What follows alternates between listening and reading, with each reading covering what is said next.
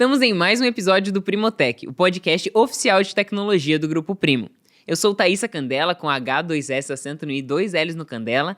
Sou primariamente programadora, atuando como Head de Educação Técnica aqui no Grupo Primo, de forma mais específica na Start, que foi lançada no dia 9, né? Dia 9 de maio. E tá bombando. Tá bombando. Tá incrível. A gente preparou com muito carinho, né? Mas vamos convidar o pessoal para dar aquele like? Ah, sim, além de dar o like aqui no vídeo, ou se você tiver no Spotify para seguir a gente aqui, eu já queria deixar também o convite para você clicar no link da Start, que tá aqui na descrição, né? Com certeza, deixa salvo aí numa binha. Exato, E aí depois, quando você tiver um tempinho, entra lá, dá uma olhada, enfim. Mas eu não estou sozinha aqui hoje, porque nós vamos falar sobre... Desenvolvimento, dicas para desenvolvedores, tô Exato, sabendo. para as pessoas que estão no início das suas carreiras, que tem tudo a ver com a Start, né? Pessoas Combina. que querem entrar na área de tecnologia, querem se desenvolver nesse universo de programação. Então, como vocês já perceberam, eu não estou sozinha aqui, eu tenho nosso CTO, nosso diretor de tecnologia, Rodrigo Janotto, seja muito bem-vindo. Fala, galera, um prazerzão estar aqui com vocês. E eu tô com 3 caras que eu sou muito fã, cara. Janotto tá muito empolgado, Eu tô muito gente. empolgado com esse podcast, eu acho que vai sair muita coisa boa. Legal, excelente.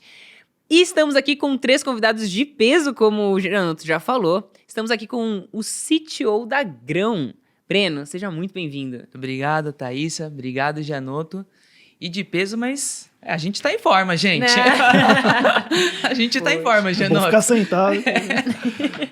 Excelente. A gente tem aqui também 2 Java Champions. E a gente já vai descobrir o que isso significa, né? Pra galera que nunca ouviu falar. Temos aqui Elder Moraes. Demorou, hein, Elder, pra gente se encontrar, hein? Finalmente deu certo. Finalmente deu certo. Ele é Developer Advocate na Red Hat. Seja muito bem-vindo. Obrigado, Thaísa. Obrigado, Janotto. Obrigado a você que está assistindo ou ouvindo, né? Não vai saber. Prazer estar aqui. Obrigado mesmo pelo convite. Muito bom. E eu vou até pegar para ler, porque é muita coisa aqui. Por último, mas não menos importante, Bruno de Souza, mais conhecido como Java Man, Tá bom, fundador já é da Code for Life, que é uma iniciativa para o crescimento de carreira dos desenvolvedores. Seja muito bem-vindo.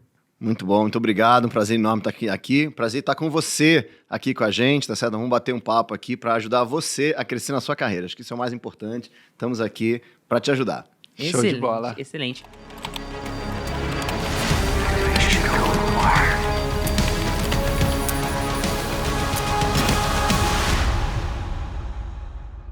Vamos começar então. Antes da gente falar sobre as dicas que vocês têm pra galera que tá iniciando hoje, vocês iniciaram numa outra época, né? Eu acho que eu sou a pessoa mais jovem dessa mesa. Eu tenho 2 aninhos, tá? 2 2 aninhos, aninhos de experiência. Não, mas eu preciso contar uma história aqui Manda rapidinho ver, antes da gente manda ver. começar. Entre 2005 e 2009, estive na faculdade, né, de Ciência da Computação, na Unesp, em São José do Rio Preto. Alô aí, a turma de Rio Preto. E lá, né, tinha um movimento, né, a gente estava muito Java na faculdade. E a gente está aqui de frente com 3 gladiadores do Java, né? Uns caras que, vieram lá de trás, passaram por toda essa trajetória. O Java que, se reinventou tanto nos últimos anos, né, entregando muita coisa legal. E... em especial, Bruno Java Man, né? Sempre foi uma referência para mim. Então é uma baita de uma honra estar ao lado do Bruno, que sempre foi considerado um dos maiores programadores do Brasil. Não menos importante, né, que os outros aqui também na mesa, mas Java Man é uma grande referência para mim também. Não, Que mas a isso, gente muito também é fã obrigado. dele, assim, É. igual você. Todos. Com certeza. Ele inspirou todo mundo aqui, cara. Que legal. Olha, eu acho que a coisa interessante é isso, essa comunidade brasileira, né? Vocês estavam perguntando de como é que foi no passado e tudo, e eu acho que uma coisa muito bacana é a comunidade brasileira sempre foi uma comunidade muito unida, né? Que as pessoas se ajudaram muito. Então, quando a gente está aqui falando de carreira e de como crescer, né? E a gente olha para trás e a gente vê, né? Então, como a gente se conheceu nas comunidades, como é que a gente se ajudou, como é que a gente se apoiou. Isso numa época onde não tinha YouTube, onde não tinha, né, os podcasts, essa internet estava começando, né? E ainda assim a gente sempre fez um trabalho muito forte de ajudar uns aos outros, né? Porque quando você não tem acesso fácil à informação, quem te traz o acesso é exatamente a comunidade. E hoje, né, com tanto acesso, quem continua trazendo a informação é a comunidade. Então tá aqui a minha primeira dica já de cara para você aí, se envolva na comunidade, conheça as pessoas, porque isso vai fazer uma diferença enorme na sua carreira. Legal. E que tipo de comunidade, né? Porque existem tantas, e muitas das pessoas que estão entrando na área de tecnologia, elas se sentem às vezes muito sozinhas, né? Poxa, não conheço nenhum programador e uma programadora, ninguém na minha família é da área de tecnologia, presencialmente eu não sei onde que eu vou, se tem algum lugar que faz que a gente chama de meetup, né, por exemplo. E existem muitas comunidades. Eu sou organizadora há 6 anos do Google Developer Group Campinas, né, que é o GDG Campinas, mas são milhares, tem o Soljava, enfim. Como vocês recomendam que essas pessoas que são completamente fora desse ecossistema, desse universo, possam se achegar a esse tipo de encontro? Olha, eu vou falar o que eu fiz, tá? Que acho que deu muito certo, né? Eu já era programador Java há um bom tempo, e tava nessa situação, tô meio sozinho, porque foi interessante, durante muito tempo, eu era o único programador da linguagem que eu trabalhava. Então assim, quando eu comecei a programar em VB, né, lá em 99, né, eu cheguei numa empresa que só tinha gente de Delphi, eu era o único cara de VB. Quando eu fui para Java, era todo mundo de .NET, então eu era sempre meio sozinho. Quando eu comecei a sentir essa necessidade, eu preciso de, tá inserido em algum lugar que me ajude a crescer, eu fui não sei se foi no Google já na época, mas enfim. Cadê? Grupo, talvez o KD, pode ser, né? O pessoal não vai saber o que é o KD, mas tudo bem. Grupo de usuário Java. Falei, cara, deve ter alguma galera que se reúne em algum lugar. Aí, primeira coisa que veio foi Soljava. E aí eu lembro que tinha o IRC do Soljava. Tinha o IRC, a rede IRC do Soljava, e eu entrei, tava o Bruno, tava mais uns 2, 3 caras, aí eu comecei, galera, eu queria participar, não sei o que, tá. E, aí eu descobri que tinha lista de usuários, tinha lista de e-mail, tinha... O pessoal se reunia, tinha evento, não sei o quê. E aí a coisa foi andando. Então, qualquer linguagem, principalmente as open sources, né, que são mais propícias a isso, mas eu diria que hoje em dia qualquer linguagem, qualquer tecnologia, se você procurar um grupo sobre aquele assunto, um grupo de interesse sobre esse assunto, você vai encontrar. E aí, se enfia com a galera lá. E hoje em dia tem muita possibilidade, né? Facebook, LinkedIn... Tá certo? Todas as redes têm grupos, né? Então, se procura Twitch, aí, né? grupo da sua linguagem que você quer, ou mesmo grupo de desenvolvimento de software, né? Tem muita coisa para procurar e achar. É legal que o novo IRC agora, o pessoal vai criando comunidades no Slack e tudo Sim. mais, então você consegue No conversar Discord. com a turma no Discord ali. Você tem alguma dúvida, você posta ali, geral vai te responder. Então, tá bem fácil o acesso ali de você conseguir chegar, trocar experiência, conversar com outros devs mais experientes ali. E outra coisa que eu também falo até para a turma aqui, não tenha vergonha de perguntar também, não. Não existe pergunta errada, não existe pergunta feia. Cara, é mais uma dúvida. Eu passei, os caras aqui também passaram por isso lá atrás. Então, gente, uma dica também, pergunte. É isso aí. Pergunte, porque a comunidade que está do seu lado vai te ajudar. É isso aí. E tem uma coisa interessante que a gente sabe mais ou menos aí, que a cada 5 anos dobra o número de desenvolvedores no mundo, né? Então, a cada 5 anos, a gente tem uma leva, metade dos desenvolvedores não conhecem nada disso. Estão começando, né? Então, as comunidades são muito ligadas nisso, né? São muito ligadas nas pessoas que estão começando, em quem está dando os primeiros passos, né? Então, tem muito material, muito conteúdo, muita gente ajudando, tá certo? Acho que é isso, é você entrar, falar oi, dizer que eu quero aprender, né? E a gente tem muitas histórias, inclusive, interessantes aí de como essas comunidades são acolhedoras. Acho um caminho legal também, Thay, que eu estava pensando aqui, é a gente pensar, eu estou então seguindo um caminho de desenvolvimento back-end em Java, vamos pensar em Java. Quem são os caras que desenvolvem o Java, né? Então você tem o que a gente chama de core committers, né? Às vezes os caras que commitam na linguagem, que desenvolvem os frameworks. Provavelmente, alguns desses caras estão inseridos nas comunidades ou lideram as comunidades, né? Então, buscar as referências de quem cria, acho que é importante. E, ao mesmo tempo também se envolver em uns eventos mais generalistas. Você tem eventos no Brasil, né? Você pode citar alguns que você está sempre envolvida neles também, que tratam o desenvolvimento de uma forma mais generalista, que você acaba se inserindo e encontrando também um pouco dessas pessoas, né? Seja como um speaker, alguém que esteja falando ali naquele evento, ou eventualmente só passeando mesmo. Acho que o nosso envolvimento com o evento aqui é muito forte, né? Tanto de organizar eventos, de participar de eventos, seja consumindo conteúdo ou seja palestrando. E aí eu acho que já vem uma outra dica muito legal, que é você se expor. Eu gosto muito de falar para as pessoas que é importante que elas se permitam ser vistas. E na comunidade é um ótimo ambiente para você desenvolver várias habilidades que você vai precisar no mercado de trabalho.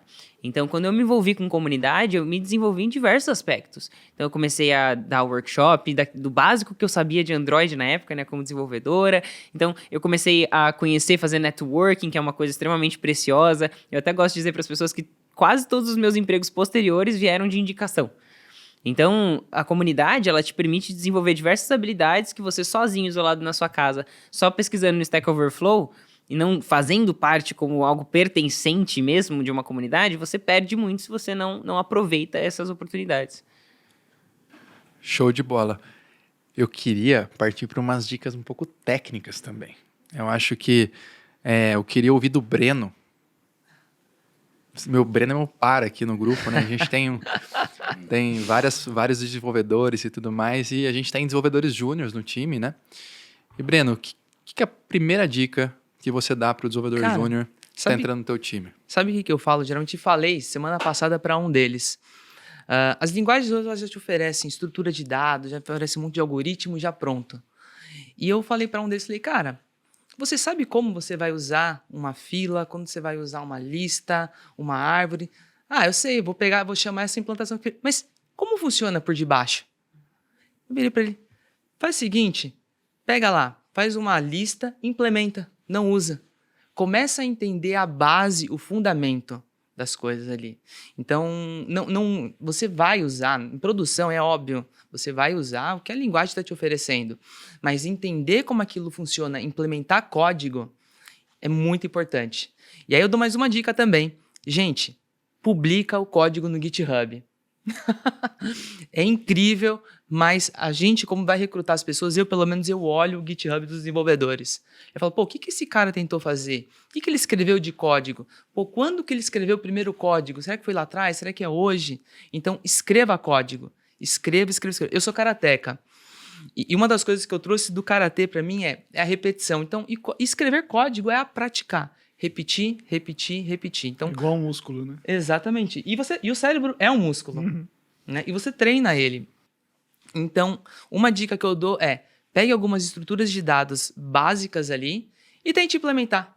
Faz do seu jeito ali, se está certo, se está errado, cria um teste, vê se ela vai funcionar, compara com a estrutura que a linguagem te ofereça e segue para o próximo desafio.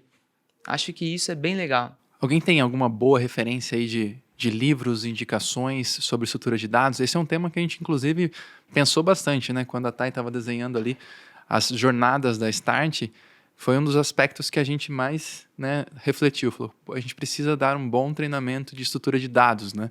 Acho que talvez as pessoas não tenham a noção do impacto que isso pode causar você usar a melhor estrutura, né? É que hoje em dia é muito comum você ver cursos que começam te ensinando a fazer a aplicação, por exemplo. Você vai lá e faz um site utilizando o React.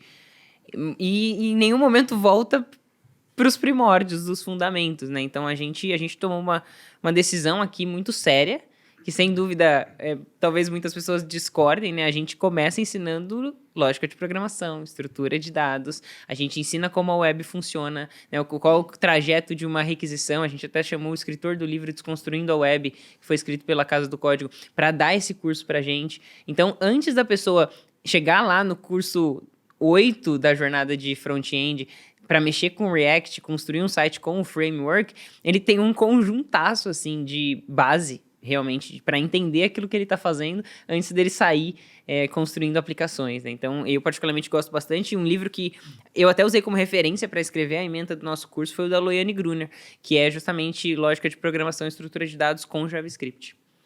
Eu acho que uma coisa que a gente vê, por exemplo, na educação, né? Você vai fazer educação musical, por exemplo, né? Quando você vai aprender música, você não toca a música a primeira vez, nossa, consegui trocar, deixa eu tocar uma outra música agora. Tá certo? Você repete aquela música múltiplas vezes até você conseguir tocar melhor e tudo mais. E quando a gente vai aprender desenvolvimento de software, a gente faz um programa, nossa, já fiz, agora vou pro próximo, tá certo? Né? E a gente acaba nunca voltando e melhorando aquilo que a gente fez. E a grande verdade é que, mais pra frente, quando você está na sua carreira, você vai descobrir que o que você mais faz na sua carreira é você refatorar o que você já fez antes, né? O nosso trabalho não é tá o tempo inteiro criando coisas novas. Nosso trabalho é muitas vezes ajustar, melhorar, né, corrigir o que a gente já fez antes. Então, essa ideia de você entender o básico e de você repetir, né, de você fazer... Então, você fez um programa, você falou do karatê, né, dos katas, né? A gente até tem aí, pode procurar na internet, os code katas, né, que são os exercícios para você poder... Mas mesmo quando você resolve um problema, você vai lá, resolve um problema, faz uma aplicação e que você possa voltar nessa aplicação, repetir, fazer de novo, fazer diferente, fazer de uma outra forma, mudar um pouco o problema e tentar corrigir, resolver de novo, né? A gente não precisa ficar o tempo inteiro tentando fazer novas coisas. Inclusive, ao longo dos anos, você vai perceber que eu diria que 60%, 70% do tempo você está mantendo o código, você não está criando o código.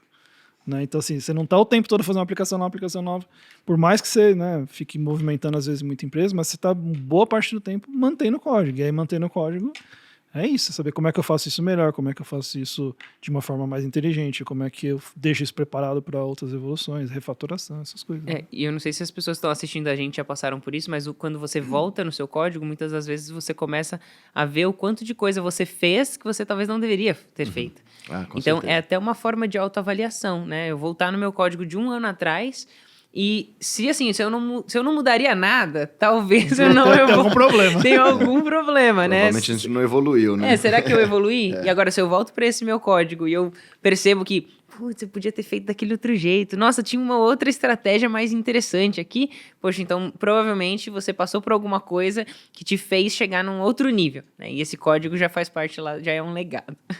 E isso que vocês estão falando é muito legal e só reforçando. Você vê que a maioria das pessoas, você pega um cozinheiro, ele faz o primeiro prato, pode ser que fique legal ou não, mas aquele chefe vai repetindo, vai chegando. Ele tenta sempre fazer melhor. E a mesma coisa acontece com o código. Então você vai fazendo uma vez, faz outra. E aí você vai trazendo isso e, vai melhorando. E aí é o que a Thaísa falou ali. Você percebe que você está evoluindo, que você está crescendo, né, que você está fora. E na nossa área, né, outra dica, a gente tem que continuar sempre estudando, né? Então, e aí mais uma dica ali, você está sempre estudando e você vai percebendo que você vai melhorando o seu código, o seu dia a dia, você vai, ou às vezes você comprime o código, faz menor, às vezes você faz mais performático, às vezes você faz mais legível, mas alguma coisa você olha ali e fala, pô, melhorei nisso e foi legal. Só tomar cuidado, né, que o desenvolvedor, ele se considera perfeccionista, tá certo? E perfeccionismo é eu costumo dizer que é aquele defeito que a gente acha é qualidade, né? Então você vai na entrevista de emprego, mas assim, qual que é o seu maior defeito? Eu sou perfeccionista, né? Que é aquele defeito que você acha que você pode falar. Mas, na verdade, o perfeccionista é aquele cara que nunca entrega, que nunca está pronto, né? E a grande verdade é que, assim, se você trabalha numa coisa durante uma semana, você aprende, né? Você fica melhor. Então, quando você olha aquilo que você fez, é óbvio que você podia ter feito melhor. Aí você vai, não, vou melhorar então, vou trabalhar mais uma semana. Aí você trabalhou mais uma semana, você aprendeu, você melhorou. Aí você olha o que você fez, pô, não tá tão bom, né? E aí você pode ficar nesse processo o resto da vida e nunca entregar. Então, assim, a habilidade fundamental do desenvolvedor é entregar. O desenvolvedor é aquela pessoa que resolve problema. Se não está na mão do usuário, se o usuário não está usando, se não está resolvendo um problema, você não está fazendo o seu trabalho. Então, entregar é fundamental. Aí é um tema polêmico, né? Questão Muito sempre bom. no while true Muito ali, bom. Aí a gente entraria, tem outros Mas tópicos, é muito importante. débitos técnicos. Muito relevante. Eu queria pegar o do Breno, depois eu pego o do Bruno. Ô, Breno, cara, como que você se atualiza? Pensando nessa essência, né, cara? Pô, um desenvolvedor precisa se atualizar o tempo todo. Eu entendo que ao mesmo tempo que, cara, é legal a gente ser reativo a problemas, cara, encontrei um cenário, cara, que gerou um log bizarro e que eu vou lá estudar, vou ver quem passou por esse problema para agir. Mas também tem o lado, cara, de não reatividade, né? De, cara, estudar arquiteturas modernas, estudar... Né? Você tem alguma dica para trazer para o pessoal? Como que você faz isso? Meio que do dia a dia. Infelizmente, é o dia a dia da gente, né? Umas coisas que eu faço, eu leio muito nos sites. Eu ainda sou um cara meio Quais old sites, school. cara? Eu leio muito do QCon, né? E eu sou um cara meio old school. Então, recentemente, eu comprei o livro já de arquitetura com microserviços. Eu gosto de ler livros, tá, gente? Então, eu compro muitos livros. Eu costumo ler os livros, entender. Eu rabisco os livros ainda. Para quem tá nos ouvindo, QCon, né? QCon.com é um baita de um portal super interessante, super relevante para a indústria de tecnologia. É verdade, É, KubeCon o KubeCon é o evento. KubeCon KubeCon é é o a evento, conferência, é. InfoQ, Nossa, verdade. KubeCon Fiquei é a nervoso aqui com conferência. esses dois caras grandes do meu lado, meu. Tá um em cada ponta aqui, me deixou nervoso. É só porque ele falou URL, você falou o que conta certo, não tem problema. Você que- tá falando do é que evento, mas quando ele falou URL, é melhor É que a InfoQ corrigir. ela faz cobertura também dos eventos, Faz, né? é. Inclusive do Isso. KubeCon E disponibiliza tem Brasil lá. também, né? É. Tem ainda KubeCon Brasil? saiu. Não, mais? Não, Eles- saiu, eles- não tem mais. Nossa, hoje eu tô só dando bola fora, hein? Ainda bem que tem pessoas pra me corrigir aqui. Mas acessa infoq.com, né? Infoq.com, tá certo? Que é um site muito bacana com bastante conteúdo. E ultimamente eu ando estudando muito, até por conta do que a gente está fazendo aqui, muito a parte de microserviços, né? Então tem o site de microserviços.com, tem muito conteúdo, muita coisa ali também. Mas o principal para mim hoje, eu ainda estou me habituando com essa história de ver no YouTube. Estou começando com essa história de YouTube ainda, né? Fazer um ano que eu tento. Mas eu acompanho ali e tudo mais também. E eu procuro muito os problemas do dia a dia ali. E outra coisa que eu faço, Gianotto, também, geralmente eu pego alguns anos ali, eu escolho algumas linguagens, alguns frameworks daquilo ali, e faço alguma implementaçãozinha de alguma coisa simples ali. Mesmo hoje, com um cargo de CTO, de head e tudo mais, eu ainda faço muita questão de estar com a mão no código. Isso me obriga a estar indo atrás, estar estudando mais, né? E facilita a minha comunicação com os devs, Perfeito. né? Então, são algumas coisas que eu faço. Bruno, Helder, mais alguma referência de estudo, assim, sites? Cara, referência específica não, mas enquanto ele tava falando, eu tava pensando. Porque a gente, não sei se é característica da nossa área, mas a gente é meio viciado em conhecimento, né? Não, eu quero aprender. E o que eu vejo? Às vezes falta muita implementação. Então, assim, cara, não é só... Eu também sou fascinado de livro, né? Mas o que eu fazia há muito tempo? Eu lia o livro, fechava o livro e ia para outro livro. Lia o livro, Cara, não adianta nada. Então, assim, se aquilo que você aprendeu não vira um código, se aquilo não vira uma palestra que você dá dentro da sua empresa para o seu time, se aquilo não vira alguma coisa, você não produz alguma coisa com aquilo, aquele conhecimento vai embora, né? Então, se eu posso falar de alguma dica, é assim, aprender alguma coisa, implementa, por simples que seja, implementa. Quer estudar fila? Implementa uma fila. Eu adorei seu exemplo. Quer fazer alguma outra Só estrutura? colocando adendo. Publique seu código no GitHub, Bota tá? Eu falo muito isso. Publique. E desculpa cortar, Não, tranquilo. mas eu só falo pra publicar o código. Por quê? Cara, no momento que você tá colocando seu código ali, você tá dando sua cara a tapa, meu. Entendeu? Vai te obrigar a melhorar também. Eu não sou um cara extremamente ativo no GitHub, mas tudo que eu faço vai para lá até por facilidade. Muito contato de recrutador. Falou assim, vi o seu código no GitHub, vi esse projeto no GitHub. Que nem todo o código-fonte do meu livro está no GitHub. Então, assim, o pessoal olha mesmo. Assim, em termos de aprendizado, acho que duas coisas que eu queria falar. Uma é o que aprender, né? Então, assim, acho que é muito importante a gente estar antenado com o que está acontecendo, certo? Você olhar, você ler artigos, né? ler blogs, você assistir coisas no YouTube, participar de evento. Mesmo que você não possa estar fisicamente no evento, vai lá, olha a lista de palestras do evento. Fica sabendo do que está sendo falado, né? Porque quando as tecnologias começam assim, tem muita coisa acontecendo, não dá para olhar tudo, não dá para aprender tudo. Mas se você sabe o que está sendo falado mais, né?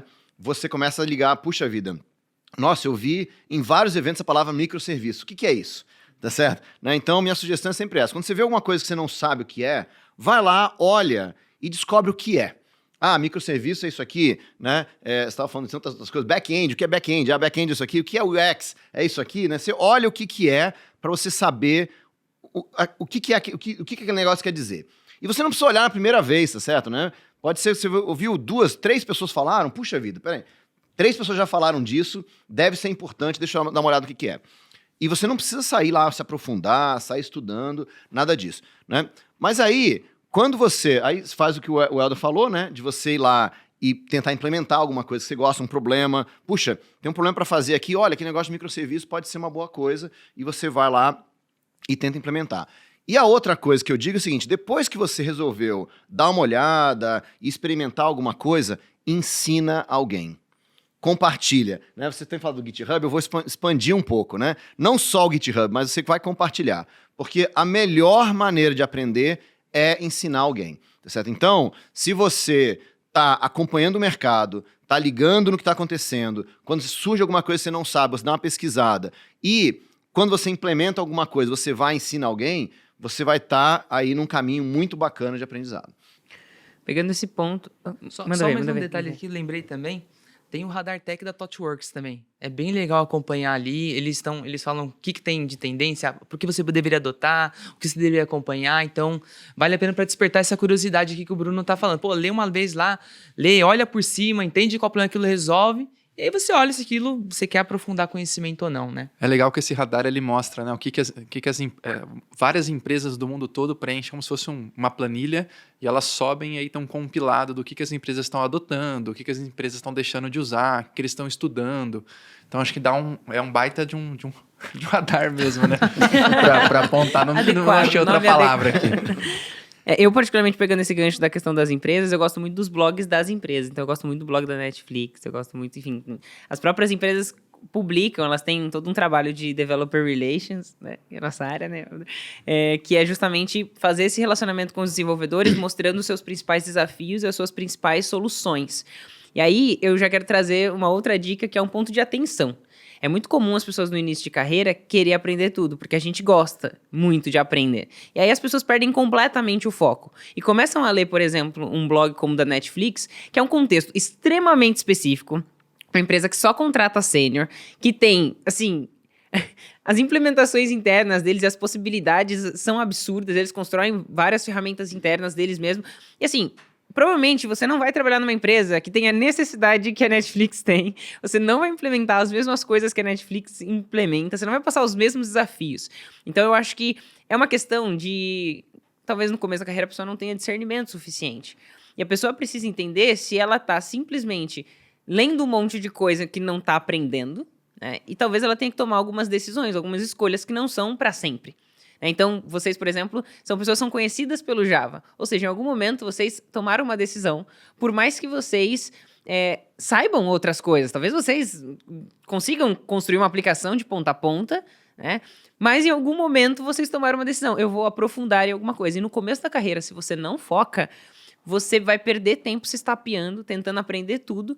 E provavelmente você não vai conseguir evoluir tão rápido quanto se você tomasse algumas escolhas, né? Fizesse algumas escolhas. A famosa carreira em T, né?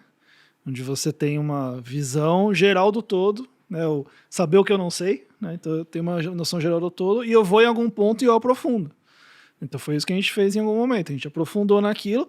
Não quer dizer que eu não estou olhando para as outras coisas, não sei o que está acontecendo. Foi assim, inclusive, que a gente foi, né, vivendo nessa carreira ao longo do tempo. Mas é exatamente isso. Você precisa uma hora fazer alguma escolha. Senão, primeiro que você começa a sofrer, né? Você fala assim, cara, não tô dando conta. Não tô dando conta. É muita coisa. É muita coisa. E não vai do impostor, não né? vai dar conta mesmo, porque é muita coisa mesmo. Então, assim, você precisa fazer escolhas. Né? E fazer escolhas é abrir mão de algumas coisas. Né? Eu, por exemplo, adoraria trabalhar com data science, porque é uma área que eu acho legal. Cara, eu precisaria não recomeçar, mas assim, é uma mudança de rota totalmente. Que eu não, nesse momento eu não quero mais fazer, mas assim, você precisa fazer escolhas, né? Eu queria aproveitar só e falar sobre essa questão da... Você não é dev hoje, certo? Você atua como developer advocate. Isso. E ainda coda. Ainda coda. Beleza. Adoro. Uma das dicas que eu mais gosto de dar para as pessoas, porque eu atuo com developer relations há 6 anos, eu fui programadora e eu optei pela área de relacionamento com desenvolvedores, né? É que muitas das pessoas não sabem as opções que existem dentro do universo de tecnologia, principalmente essa área de developer relations, que talvez muitas pessoas amariam fazer parte disso, são comunicativas, gostam de ensinar, gostam de comunidade, mas não sabem que essa oportunidade existe porque no Brasil ainda é muito incipiente. Mesmo que teve um movimento aí nos últimos 2 anos, a gente sabe que fora do país, né, uma empresa como o Google, empresas como a Amazon tem, ou até a Red Hat mesmo tem, os seus advocates, né, as pessoas que trabalham em prol de coletar os feedbacks da comunidade e tudo mais, ou melhorar o produto frente à comunidade. Então, a minha dica principal em relação a isso é: converse com as pessoas e tente entender quais são as possibilidades. Porque quando eu estava lá, comecei a programar aos meus 15 anos, eu não tinha ideia de que existia UX, eu não sabia que existia teste, eu não sabia que existia infraestrutura, suporte, assim, eu não fazia ideia de que existiam outras profissões além de programação. Eu sabia que era um universo. Mobile, back-end, front-end, um monte de tecnologia, um monte de linguagem, mas assim, eu não sabia que existiam essas opções e que eu poderia vir a escolher trabalhar com uma delas. Né? A gente acaba tendo muito preconceito, assim, né? No sentido de que você acha, o desenvolvedor é o cara que escreve código, então minha única forma de crescer nessa carreira é escrevendo código. Mas tem tantas coisas, hoje em dia, qualquer área, qualquer empresa, né? Tem aquela frase da Forbes que diz, né? Hoje, toda empresa é uma empresa de software, né? Então, qualquer empresa, em qualquer área, é uma empresa de software e que precisa de software de alguma forma, né? Então, você tem um monte de áreas, desde a pessoa que conversa com o cliente para entender o que o cliente precisa, né? A pessoa que coloca o sistema para funcionar, o cara que passa o cabo, tá certo? Tem tanta coisa nessa área de tecnologia que a gente abrir essas possibilidades, e sem contar que as profissões do futuro não foram inventadas ainda. Tá certo? Isso é o mais importante ainda, quer dizer, daqui a 10 anos... Você que está nos ouvindo, você vai estar trabalhando em alguma coisa que não existe hoje, né? Então, assim como o Developer Advocate, por exemplo, é uma coisa que não existia alguns anos atrás, né? Então, com certeza, mantenha a cabeça aberta para que você possa buscar outras oportunidades. Show. Eu ia fazer uma pergunta, né, para o Helder, assim, beleza, falamos de Developer Relation, Developer Advocate.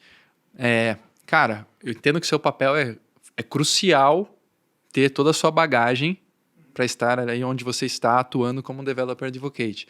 Então, sobre a ótica de Developer Relation, um pouquinho contigo e sobre a sua ótica de Advocate, o quão importante é ter essa bagagem profunda de desenvolvimento? O que acontece? Boa parte do meu trabalho, eu diria que, sei lá, 70%, é falar com esse público de desenvolvimento. E geralmente, nessas empresas por onde eu passei, é um público mais senior plus, até assim, né? Então, um público mais avançado. Se eu chego diante de uma audiência dessa para falar sobre microserviço, né?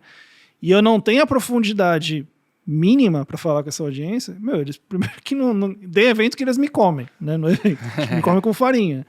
Porque é uma galera que tá no dia a dia, tá? Por isso que ela falou assim, você coda ainda? Eu tenho que codar. Eu não codo tanto quanto eu gostaria, nem o quanto eu fazia antes. Mas se eu não manter o machado afiado, cara, eu vou diante desse público e não consigo falar com eles. Perfeito. Então, assim, a gente... É aí que a bagagem vai fazer toda a diferença. Esses 20 e tantos anos vão me dar um pouco mais de sustância, né? Vamos dizer assim. Eu acho que essa história o desenvolvedor tem muito essa história, né? A gente tá falando do pessoal que tá começando, né? Então você que tá começando não precisa se preocupar tanto. Mas o desenvolvedor tem muito essa história de que você... eu preciso codar, né? Meu negócio é desenvolver código e tudo mais. E muitas vezes, quando você começa a crescer na carreira, você começa a assumir outras posições. Quer dizer, o Breno hoje em dia é CTO da empresa, né? Então, como CTO da empresa, ele tem outras responsabilidades. E chega um momento na carreira, a gente inclusive tem um nome para isso, né? Que são o Staff Plus, né? Depois de sênior, você tem uma outra carreira, uma outra vida depois do profissional sênior. E nessa outra vida, você precisa, né? Você tem mais influência nas decisões da empresa, você acaba tendo um impacto muito maior nos resultados, mas para ter esse impacto maior, o impacto não é só o código.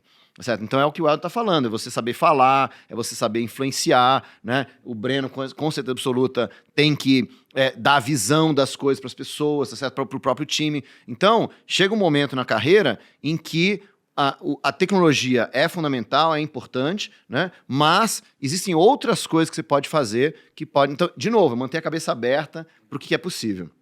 Boa. Eu queria dar uma dica técnica aqui, que eu jogar na mesa para a gente conversar. Acho que com o advento de cloud, né? Não sei se todo mundo que está nos ouvindo tem ciência de cloud, o que é cloud, né? Mas da forma, tentando simplificar o conceito aqui, é como se a gente conseguisse acessar servidores pela internet, vamos falar assim, talvez seja um pouco mais fácil. Tem uma máquina na minha casa, sobrando capacidade, aí o Helder quer usar, ele sobe um servidor na minha casa e acessa a máquina. Então isso seria mais ou menos macro conceito. A gente tem grandes players aí como Amazon, Microsoft, Google entregando infraestrutura em cloud. Então, com o advento da cloud, simplificou o processo de desenvolvimento de software, subida de código para produção, ele foi facilitado de certa forma, né? Tem muita gente criando aceleradores para isso. Então, geralmente, um cara que está começando na carreira, ele está ali subindo um back-end na máquina local dele. Em algum momento da carreira, quando ele entrar numa empresa, provavelmente no dia 1 dele, o Breno até tem essa máxima, né? O Breno tenta colocar um desafio para os devs juniors no dia 1, colocar um código em produção. Então, às vezes é um cara que nunca conviveu com isso, ele fala, cara, vai ter um código na Amazon em Norte Virgínia. Vai, cara, vai porque você consegue, né? Eu acho muito legal isso do Breno. E acho que com essa facilidade, com esses desafios como que o Breno propõe para os desenvolvedores da Grão, eu acho que vem também uma aceleração num conceito que com o tempo foi ficando mais claro para as pessoas, que é o lado de, cara, a infraestrutura não é responsabilidade do desenvolvedor. Então, as pessoas sempre falaram isso, né? Cara, tem o time de infra lá, eu pego o meu código, eu passo lá, o cara vai subir o código em produção e eu tô aqui bonitão, tranquilão, né? Então, uma das dicas que eu dou para desenvolvedores iniciantes é, por mais que infraestrutura seja um assunto um pouco mais complexo, na verdade, tão complexo quanto o desenvolvimento, mas uma outra disciplina, não é nem mais complexa, é uma disciplina paralela aqui, é importante que desde o dia 1 você compreenda que é muito importante você entender disso, entender onde seu código está rodando. Ele está rodando dentro de um container, dentro de um servidor, né? Lá em Virgínia do Norte, nos Estados Unidos, ou não, ele está aqui em São Paulo. Mas o que isso significa, então? Significa que vai demorar mais tempo para bater e voltar no servidor minha requisição, né? Então, esse lado da infraestrutura é algo que a gente trabalha muito aqui. Eu sei que o Breno também puxa bastante essa conversa com a galera, né, Breno? Vou falar uma frase que eu falo bastante pra turma, né, às vezes, né? Funcionou na minha máquina. Os caras falam, funcionou na minha máquina. Né? Os caras falam, então pega seu computador, leva lá no DC da Amazon e põe lá, tá bom? Mas o que eu quero dizer com isso? É bem o que o Jonathan estava falando, né?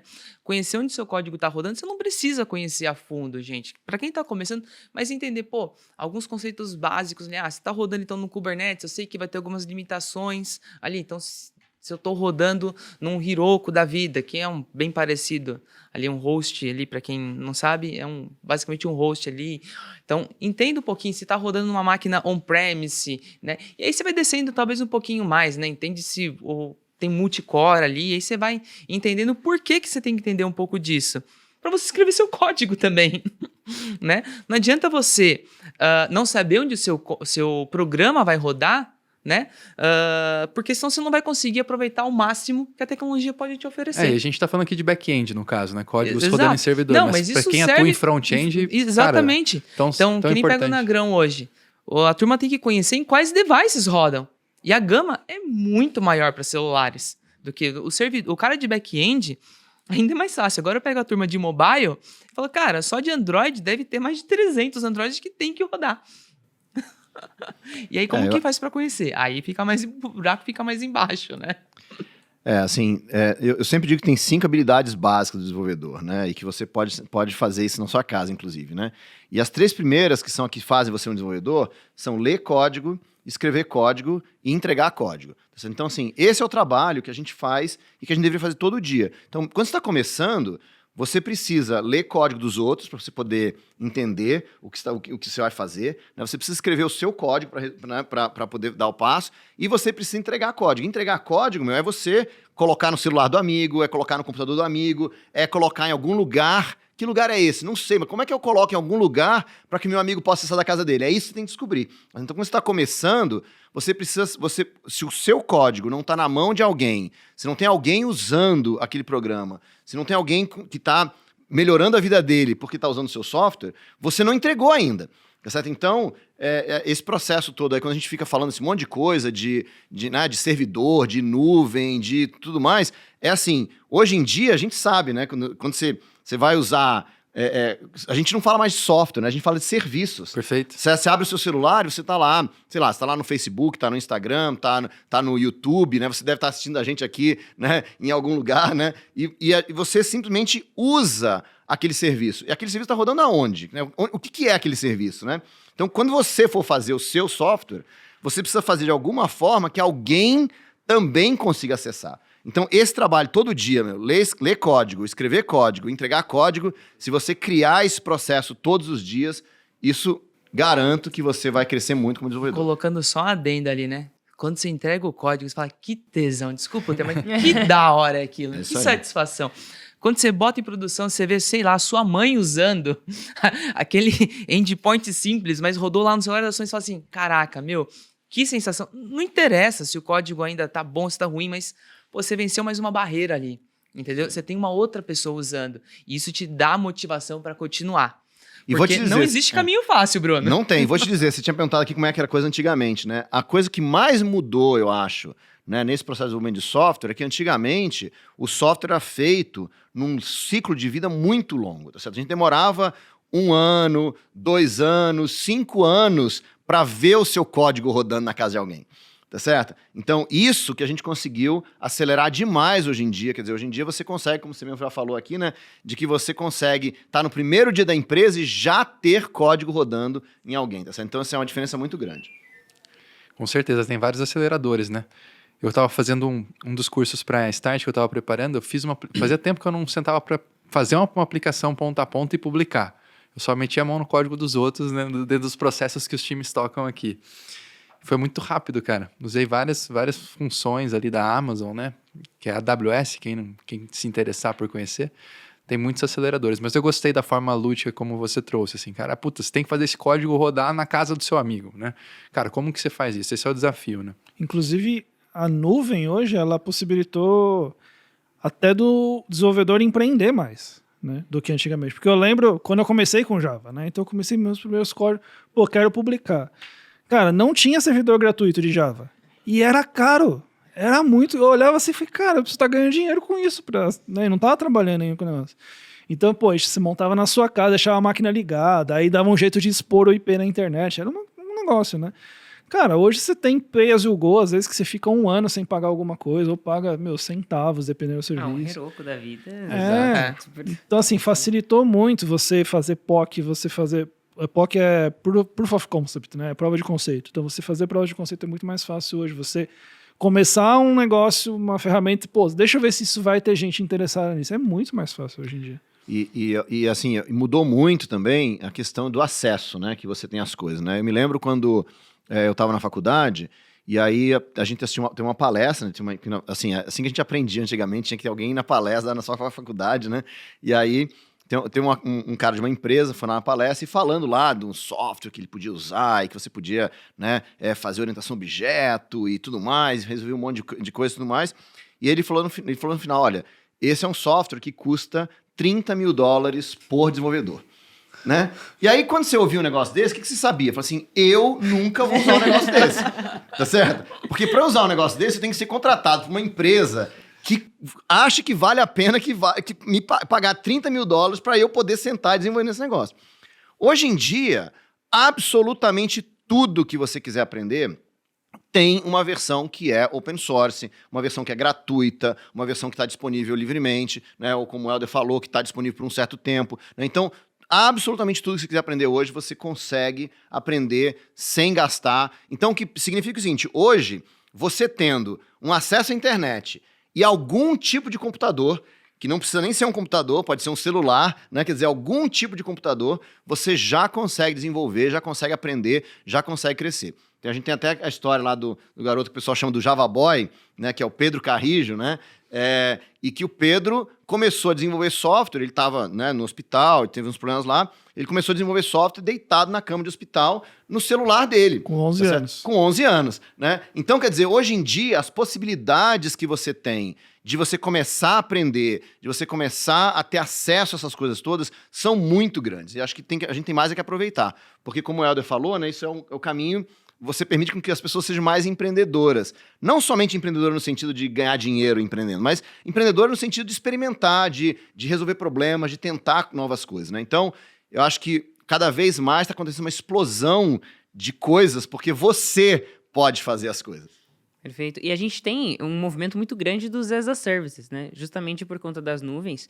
Então, vou dar um exemplo, né? Eu sou dev mobile nativo, Android e iOS, e eu, como desenvolvedora mobile, aprender sobre como a nuvem funciona e tudo aquilo que um Firebase da vida pode me oferecer, também curto muito ciência de dados. Se eu quiser fazer uma análise de sentimento através, sei lá, eu plugo na API do Twitter, que é super fácil de coletar informações. E aí eu faço uma aplicação, seja para portfólio, assim, como primeiro projeto, né? Faço uma interface de um Twitter, vou pegando os tweets e colocando dentro da minha aplicação. E eu quiser fazer uma análise de sentimento utilizando o que o Google me oferece, sem saber como funciona o algoritmo de análise de sentimento, hoje eu consigo. Isso gratuitamente. Então, assim, dá pra brincar, sabe? Dá pra você criar um portfólio, como a gente tava falando, de mostrar, né, no seu GitHub pro recrutador os seus projetos, mostrar que você é criativo também, porque criatividade é uma soft skills, né? É uma habilidade necessária. Então, aproveitar tudo aquilo que existe como opções, né? Você falou também da questão de testar em diversos devices. Pô, Test Lab, existem, né, vários farms de devices, de dispositivos, onde você se conecta, claro que são bem caros, né? Onde você se conecta, muitas empresas até compram, né? Mas não é 30 mil Não, dólares? Não, sem dúvida, sem dúvida. É que hoje em dia quase tudo você paga por uso, né? Exato. Isso faz uma diferença muito grande, tá certo? Então você pode, né, por exemplo, você quer experimentar, sei lá, né? Você quer experimentar um farm de device, ou quer experimentar um servidor gigante de 50 CPUs, né? Você está disposto a pagar $20 para usar aquilo por 1 hora? É o que vai te custar, entendeu? Você vai colocar um servidor gigantesco, vai rodar por 1 hora, vai experimentar, né? Vai pagar $20, né? E assim, não é de graça, não é de graça, mas é uma experiência gigantesca que você vai estar fazendo e é acessível, pelo menos, né? Com certeza. Se fosse 10 anos atrás, você provavelmente tinha que comprar essas máquinas, elas iam chegar. Isso, tem que esperar 6 meses 6 meses para para chegar. Daí tinha um time de 100 pessoas que cuidava do parque de máquinas Você ia para comprar uns atualizar. hacks antes, né? Yeah. Pra poder Os botar tudo no hackzinhos, todos os hack. devices. E hoje são Todo 2 cliques, né, cabeamento, cara? Exatamente. Impressionante. É isso aí. Muito legal. Assim, esse ponto da Thay é legal. Ela, como desenvolvedora mobile, ela entendendo os serviços disponíveis e as frentes, puta, como que eu posso inovar aqui? O que eu queria jogar na mesa aqui para a gente conversar, quais outras habilidades, pensando em computação, ciência da computação como um todo, quais outras habilidades são importantes para um dev? Né? Por exemplo, redes, né? ou sistemas operacionais. Né? Que vocês acham que é importante como um fundamento que vai além do universo de desenvolvimento de software e que é fundamental aí? Então, eu vou deixar o fundamento para eles, mas vou completar. Eu falei que são 5 habilidades básicas, Boa. né? Tá certo? Então, tem mais 2 aqui que vai caber bem nessa sua pergunta. Então, as 3 primeiras habilidades, ler código, escrever código, entregar código, fazem de você um desenvolvedor. Mas, na minha opinião, não são as habilidades mais importantes. Quer dizer, a habilidade mais importante é a habilidade 4, que é resolver problemas. Tá certo? Você é um desenvolvedor porque você resolve problemas Que por um escrevendo acaso código. é com código, né? Por acaso não, né? Assim, você é um desenvolvedor porque você resolve problemas lendo, escrevendo e entregando código. Tá certo? Por isso que você é um desenvolvedor, né? Então, resolver problemas é uma habilidade fundamental e é uma habilidade que a gente evolui, né? No seu dia a dia, você olha ao redor, quando você está caminhando na rua, olha ao seu redor e vê, que problema que tem? Nessa sala aqui, qual o problema que tem? Aquele cara lá tá ali responsável pelo áudio, né? Eu tô achando que ele não tá prestando atenção aqui. Isso é um problema? É um problema. Como é que eu resolveria esse problema, tá certo? Com software. É isso que o desenvolvedor faz. O desenvolvedor vê um problema qualquer e tenta resolver esse problema com software, né? E a 5ª habilidade é compartilhar o que você sabe. Então, se você lê código, escreve código, entrega código, você é um desenvolvedor. Se você resolve problemas, você é um profissional, né? Tá certo? Que você vai crescer na carreira. E Pode ser remunerado por isso, né? pode ser remunerado por isso, exatamente. E se você... a 5ª habilidade não é a mais importante. Não faz você desenvolvedor, tá certo? Né? E não é resolver problemas que é a mais importante, mas é a habilidade que mais vai te ajudar a crescer. Por quê? Porque quando você compartilha o que você sabe, outras pessoas sabem o que você sabe. E aí, quando o Breno sabe o que você sabe e precisa do que você sabe, ele liga para você e não para ela, tá certo? Então, essa que é a parte importante. São 5 habilidades básicas que você pode fazer todos os dias e vão fazer esse desenvolvedor. Então, já tem 2 aí que não são técnicas, mas são... Perfeito. Eu tinha anotado para voltar nessas 2. Que bom que você voltou. E aí, me digam, outras habilidades além de código? Cara, outras habilidades além de código. Hoje em dia eu falo para a turma entender, né, onde está rodando sua aplicação, entende o básico do sistema operacional que você está rodando, porque algumas coisas mudam. E eu falo muito para a turma entender também o básico de redes, sabe? Entende como que funciona. O Gianotto sempre fala muito nessa tecla, inclusive fez o curso ali no Start, né? Ele e a Thay, né? Falando, pô, entende como a requisição, da onde ela sai, por onde ela passa, entende tudo um pouco disso. Você não precisa se aprofundar e conhecer no mínimo detalhe, mas é entender por onde a requisição passa, o que acontece, o que transforma ali. E outra coisa que eu falo também para a turma é entender o problema que você está querendo resolver, gente. Então, hoje na Ground tem alguns problemas ali. Cara, entende o que a gente quer resolver. Entende o domínio do negócio. Quando você entender o problema, isso vai automaticamente se refletir no código. E quando se reflete no código, vai ficando mais claro para a próxima pessoa que for ler, vai fazendo tudo sentido. Tem um livro, ele é muito maçante, né, de ler, é o DDD, do Eric Evans. Eu li ele 2 vezes para fazer meu mestrado, foi pesado, mas ele fala justamente isso, né? Que o código tem que refletir o domínio. Então, o que eu falo para as pessoas, a habilidade, você vai transformar o problema das pessoas em código, que é o que a turma está falando. Então, entenda o que vocês querem resolver. É impressionante como tem gente tentando resolver problema que ele não sabe qual é o problema que tem que resolver, né? Impressionante. E aí, obviamente, não funciona. E eu acho que esse ponto entra o seguinte, eu até falei, né? Solucionar problema que por um acaso é com código. Quantas vezes, quando a gente realmente entende o problema, a gente soluciona o problema sem tocar no código?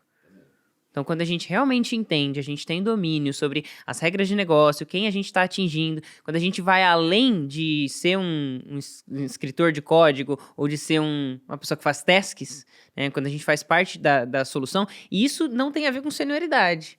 Sem dúvida, o sênior ele tem mais responsabilidade, muitas das vezes é uma cúpula de seniores para tomar decisões arquiteturais ou qual ferramenta a gente vai usar e tudo mais, mas eu já vi diversos júniores se destacando porque eles entendiam muito mais do negócio do que a pessoa mais sênior que tava só, tipo, fazendo acontecer. Não, isso é muito legal que você tá trazendo. Numa outra empresa que eu trabalhava antes, eu tinha uma pessoa que ficava ali sempre em operação.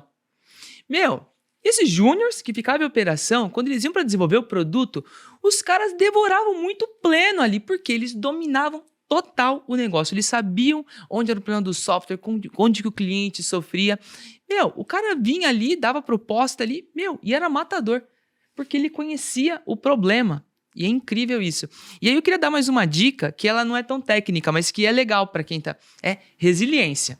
Teu código vai falhar 1, vai falhar 2, vai falhar 3, não desista. Não vai falhar compilar. 4, não vai compilar, vai dar um monte de pau, não vai funcionar. Cara, uma hora vai. Né? Você não vai achar todas as respostas nem sempre no Stack Overflow. Digamos que 99% você vai achar, mas vai ter aquela... desesperador quando você é a primeira pergunta. É desesperador, não sei quem já teve essa Ou oportunidade. pior, quando você acha exatamente a sua pergunta e o cara embaixo fala, consegui resolver e não tem a solução. Isso é desesperador. Mas tem aquelas também que o cara responde e fala, estou procurando isso há 5 anos e não consegui. Meu telefone é esse, se você conseguir me liga que eu estou esperando eternamente essa resposta. Mas essa é uma soft skill que, puta, faz diferença pro seu dia a dia. Ó, deixa eu pegar um gancho. Você falou da resiliência por conta do código que não vai funcionar. Eu também trago a ideia da resiliência pro código que você vai ter que jogar fora. Porque o tanto de dev que eu já encontrei que era apegado ao código que construiu. E, sim, meu, quanto tem do código aqui inicial? Gianotto, aqui, do código Não, ainda tem bastante. primário. Tem bastante? Ainda tem bastante. Já foi jogado bastante código fora? Ah, já. Já? Mas tem bastante. Tem uma média do mercado. Acho que eu falei até num outro Primotech, né? Tem um estudo bem forte, saiu acho que 2 anos atrás, com várias empresas. 40% do código mundial é desperdiçado, né? Simplesmente por iniciativas que ó, às vezes não terminam, ou, cara, eventualmente direcionamentos técnicos sem conexão com o negócio, né? E aí tem os próprios refactors mesmo que a gente falou aqui, né? Gente, Pra eu vou falar uma Ou coisa demora que muito para ficar pronto e não serve para mais nada, né? Esses dias aconteceu isso. Tinha um dev que tava bem apegado com um trecho de código que ele fez. Sabe o que eu falei pra ele? Convencer ele a apagar o código. Eu falei, não, cara, não se apega. Seu código tá lá no GitHub. Depois é só a gente recuperar, entendeu? Em algum momento a gente pode recuperar esse commit. Você pode ver ele, você pode se reencontrar com ele. Coloca num quadro, né? Imprime e leva pra casa. Mas, gente, se desapegue. O código, ele nasce, ele vive, ele morre também. Desculpa. Não, vai você, cara. Não, que eu queria pegar um gancho aqui de habilidades dentro do que ele falou, que é uma que eu destaco, até outro dia a gente estava conversando sobre isso lá no Instagram, que pra mim a habilidade de fazer pergunta, saber fazer pergunta. Porque é o seguinte, eu sou um desenvolvedor, Aí você chegou lá pra mim, Helder, eu preciso que você faça um negócio pra mim. Tá bom, aí eu vou sentar com você pra entender. Cara, não necessariamente isso tá claro nem pra você ainda. Às vezes você tem noção do problema. Eu quero que você faça uma tela. Mas por que você quer a tela? Qual o fluxo dessa tela? Mas é esse fluxo mesmo? Mas será que é assim mesmo que resolve? Por que você quer resolver assim? Porque às vezes nem pro próprio usuário aquilo tá claro. Então você saber cavar essa necessidade do usuário, cara, vai fazer toda a diferença no produto final. Com certeza. E tem mais um assunto que eu queria falar, que eu acho que é um assunto que dá um podcast inteiro pra gente falar disso, né? Que é que eu acho uma habilidade muito bacana, que é open source. Tá certo? Que é você participar da comunidade open source. A gente começou esse bate-papo falando de comunidade, né? E quando a gente vê, a gente tem muitas e muitas comunidades no mundo, né? Então você vai, por exemplo, no Facebook, você tem comunidade, né, de várias pessoas compartilhando suas informações, né, suas informações pessoais. Você vai no LinkedIn, são comunidades de pessoas compartilhando sua vida profissional, né? E o desenvolvedor se encontra numa comunidade também, que são as comunidades open source, que são organizadas ao redor de projetos, né? E agora, qual que é a importância do open source? Porque, como a gente já falou aqui, né, desenvolvimento de código é uma atividade criativa, né? Vou até falar uma coisa que depois a gente pode até detalhar mais, mas desenvolvimento de código é um soft skill. Muita gente acha que é um hard skill, mas desenvolvimento de software é um soft skill, porque é uma habilidade criativa, uma habilidade diferente, que muda cada vez. Como é que você aprende uma atividade criativa como música, por exemplo? Você aprende com outros músicos, tá certo? É muito difícil aprender música sozinho, né? Então, assim, mas para aumentar o repertório, você precisa ouvir música dos outros, você precisa ouvir música boa, música ruim, né? Você precisa tentar. Então, e aonde que você encontra esse tipo de coisa? Exatamente na comunidade open source. Então, quando eu vou lá e encontro o Helder, encontro o Breno na comunidade open source, eu vou estar, mesmo que eu estou começando, eu vou estar lendo código, lembra a primeira coisa? Ler código, né? Eu vou estar lendo código de pessoas que são profissionais, que já estão fazendo isso há muito tempo, que já resolveram esse problema antes, né? Então a gente tem um grande amigo aí, o Edson Yanaga, né, que o Edson sempre conta a história de que quando ele estava num projeto e ele precisava fazer um sistema de log, ele falou assim, como é que eu faço um log? Nunca fiz, né? Qual é o log que eu mais uso? É o log do Tomcat, porque eu estou sempre usando o log para poder resolver problemas. Então eu vou lá no código do Tomcat e olhar como é que o Tomcat fez log. Porque em vez de eu inventar o meu jeito, eu vou ver quem que já fez, quem que é melhor do que eu, e é assim que a gente aprende, é assim que a gente conhece muito mais. Então, para mim, se você está começando um bom negócio, você começar a descobrir quais são os softwares open source que você usa, né? Então, por exemplo, você usa Java é open source, tá certo? Então, você já está no lugar certo, né? Então, você começa e começa a se envolver com essas comunidades. Tem até aquele evento anual que incentiva as pessoas a fazerem pelo menos um commit em algum projeto open source, da camiseta para as pessoas. Qual que é o nome mesmo? Tem mesmo, não tô lembrando agora, mas tem. Fest, Realmente tem. Né? Realmente tem. Tem várias iniciativas. O Google faz um todo ano, né? Onde ele investe em projetos também open source. Tem projeto que, quando sai uma release, eles pegam todos os committers e mandam uma camiseta, tipo assim, eu participei da versão tal. Legal. Então, assim, eles têm umas coisas assim mesmo. Não, e aí fica até a dica, né? Para quem tá à frente das empresas de tecnologia, incentive também suas equipes a produzirem código open source, né? Então, uma das coisas legais que eu falo, no momento que você publica um código open source ali, eu ganhei automaticamente outros devs, cara, sem precisar meter a mão no código. É isso aí. É isso aí. Olha, vou dizer uma coisa para você. A dica nesse momento desse podcast, está ouvindo a gente aqui agora. Você pode pausar o podcast, né? Voltar para trás aí e ouvir tudo que a gente falou aqui que você não entendeu, né, que as palavras que a gente falou aqui, de back-end, de cloud, não sei o que, você não entendeu, anota no papel e aí depois você vai descobrir o que é cada uma dessas coisas, porque isso vai né, aquela dica lá atrás de você ficar antenado que existe, certo? Então tá aí, open source é uma coisa bacana você descobrir o que é. Legal, eu descobri o nome aqui, é Hacktoberfest. Hacktoberfest. E pegando essa dica, esse gancho, né, do que você trouxe, uma das principais habilidades, na minha visão, para um programador e para uma programadora é a curiosidade. Porque muitas das vezes não vai ter resposta pronta. Eu até falo para as pessoas, se você está numa equipe, talvez você ficar perguntando para as pessoas ao seu redor não seja a melhor ideia de primeira. Talvez você tenha que pesquisar, tentar solucionar o problema sozinho, pesquisar. E assim, se de tudo você não conseguir, aí você vai lá pentelhar o sênior ou a sênior, né? Então, a pessoa pesquisar, a pessoa ir atrás é importante, na minha visão. E um outro ponto relacionado à curiosidade é que eu vejo muita gente decepcionadíssima quando entra na área de tecnologia e fala assim, é muita coisa, e começa a ficar desesperado, e desesperado, e desesperado. E eu falo para as pessoas que, na minha visão, não sei se vocês pensam dessa maneira, para você sobreviver como um bom programador e uma programadora, você tem que ter prazer em saber que tem muita coisa que você não sabe. Então, assim, tem que passar a ser algo gostoso, você saber, putz, caraca, tem muita coisa, nossa, eu vou morrer, vou ficar velhinho, e tipo, eu não vou conseguir saber tudo, que é tanta coisa, meu Deus, nossa, tem coisa nova, meu Deus do céu, e agora, tipo, o que eu vou fazer? Mas assim, numa vibe boa, uma vibe gostosa, não tipo, meu Deus, né, sentar em posição fetal e chorar porque tem muita coisa que você nunca vai saber, né, ficar desesperado. Então, assim, na minha visão, para você ser um bom profissional de tecnologia e conseguir sobreviver nesse universo feliz, né, terminar de programar, fechar o computador, abrir outro computador e programar porque você gosta de fazer isso, você tem que curtir, você tem que ser curioso e saber que tem muita coisa que você nunca vai saber. Eu gosto de dizer que essa é a diferença entre o júnior e o sênior, né? Certo? Você tocou um ponto muito importante. Quer dizer, o júnior é aquela pessoa que só sabe o que ela sabe, né? Então, você estudou aquele negócio. E é muito legal isso, assim. Eu gosto muito de trabalhar com júnior, né? Porque eles têm uma animação fantástica, né? Então, você pega aquele cara que... Tava falando com um amigo meu outro dia, que saiu da escola técnica, né? E você ouve ele falando e parece que ele tá fazendo a coisa mais sofisticada do mundo, né? Não, porque eu fiz aplicação lá com JavaScript e aí ele faz o acesso à API, né? Assim, ele fala de um jeito, né? Empolgado, né? Mas não é só empolgado, é porque... Deslumbrado, né? Ele é deslumbrado, porque tudo que ele sabe... ele tá usando, certo? Porque ele sabe pouquinho, e tudo, ele tá lá, então... E aí o que acontece? Aí a gente começa a crescer. A gente começa a assistir podcast, que nem esse, a gente começa a assistir vídeo no YouTube, começa a participar de evento, e a gente começa a descobrir um monte de coisa que a gente não sabe. E quanto mais coisa a gente descobre que a gente não sabe, mais desesperado a gente fica. E aí você vira um desenvolvedor pleno, que é o cara que tá desesperado. Meu Deus do céu, eu não sei tanta coisa, eu tenho muita coisa pra aprender, e passa horas estudando e tudo mais. E aí, quando é que você sabe que você é sênior? Exatamente isso, quando você tá tranquilo. Tem um monte de coisa que você não sabe, e tudo bem.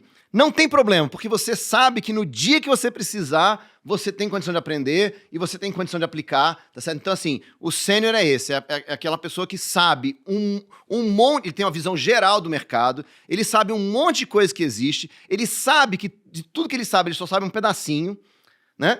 Mas ele tá tranquilo porque ele tá caminhando na carreira dele, ele sabe que ele é capaz de aprender, né? Então, pra mim, essa diferenciação do júnior e do sênior. Muito Um boa exemplo essa, disso cara. é que o Helder falou aqui. Ele adoraria fazer análise e falou, não, hoje eu optei por não fazer. Então, mas olha que interessante, pegando o gancho do que você falou lá no começo, os fundamentos e a experiência, que é uma coisa que as pessoas mais juniores e plenos também ficam muito desesperadas, é tipo, nossa, eu preciso aprender a programar em 6 meses. Sim, você pode aprender a escrever linhas de código, mas você precisa passar por situações. A senioridade, ela vem com o tempo, sabe? Enfim, polêmica, essa, né, júnior, Não, sênior não é polêmica, não. sênior em 1, 2 anos, mas...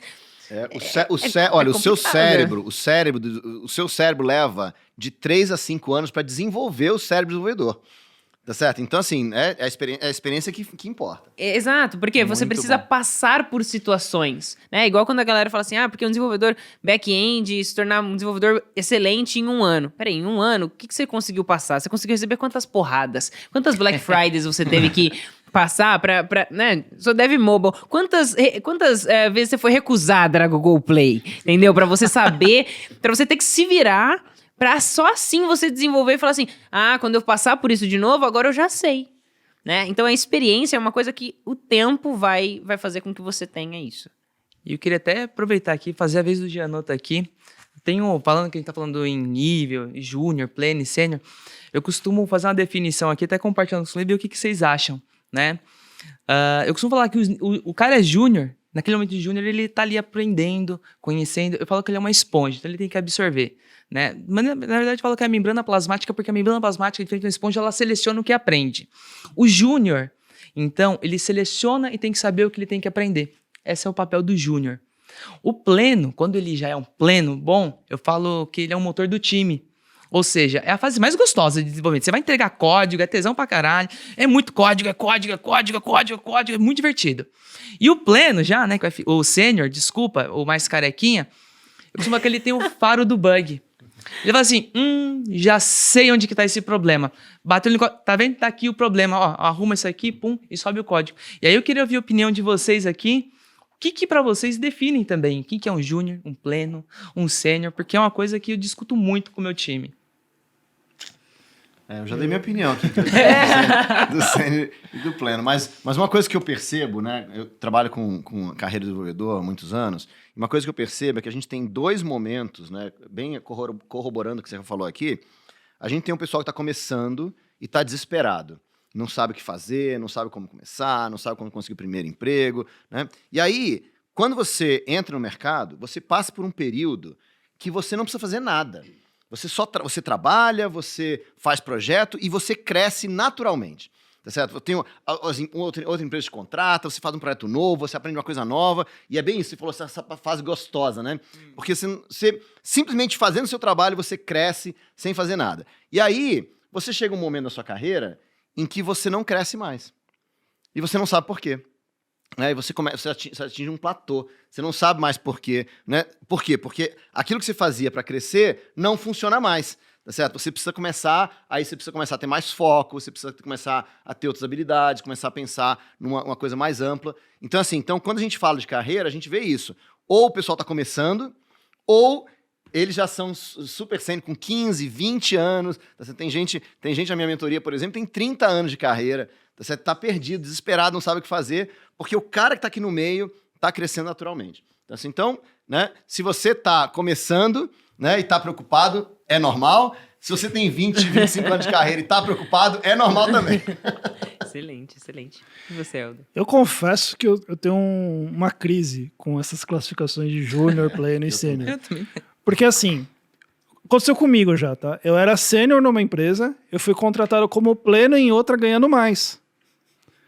Então assim, eu olhei no momento e falei assim, cara, isso é tão individual de cada empresa que eu pessoalmente, também na minha mentoria, quando a gente conversa, eu prefiro falar o seguinte, cara, é o iniciante, é o intermediário e é o avançado. Se você vai ser iniciante e vai entrar lá como pleno, aí é a política de cargos da empresa, entendeu? Então eu sou mais nesse ponto. E aí eu acho que é o que você falou mesmo, cara. É o nível de capacidade de resolver problemas, é o nível de capacidade de aprender novas habilidades.